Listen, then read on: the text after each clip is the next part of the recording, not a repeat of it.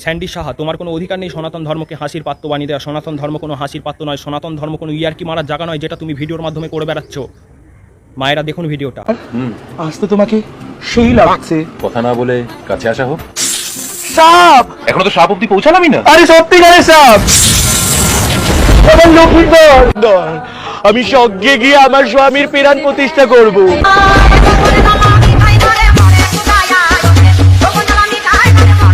আপনারা দেখতে পেলেন স্যান্ডি সাহা কীভাবে এত বড় ইউটিউব ক্রিয়েটার হয়ে, কীভাবে এত বড় ফেসবুক ক্রিয়েটার হয়ে আমাদের সনাতন ধর্মের মনসামঙ্গল কাব্যকে অসম্মান করেছে, কীভাবে আমাদের মনসামঙ্গল কাব্যকে ভিডিওর মাধ্যমে খারাপভাবে দেখিয়েছে। আপনারা দেখতে পেলেন মনসামঙ্গল কাব্যে এইভাবে কোথাও লেখা নেই বা এইভাবে কিছু দেখানো হয়নি যেইভাবে এই স্যান্ডি সাহা তার ভিডিওর মাধ্যমে বলতে চেয়েছে।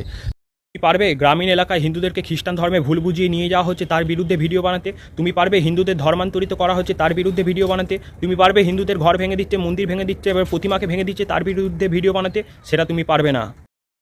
আজ আমরা করে বেড়াচ্ছি। আপনাদের মতো ক্রিয়েটারের দরকার নেই। আমরা লাইক চাই না, শেয়ার চাই না, কমেন্ট চাই না। আমরা চাই যাতে সনাতন ধর্মের মানুষ ভিডিও দেখার পর একজোট হতে পারে এবং নিজের ধর্মকে রক্ষা করতে পারে। সেই কাজ আজকে আমরা ভিডিওর মাধ্যমে করে বেড়াচ্ছি।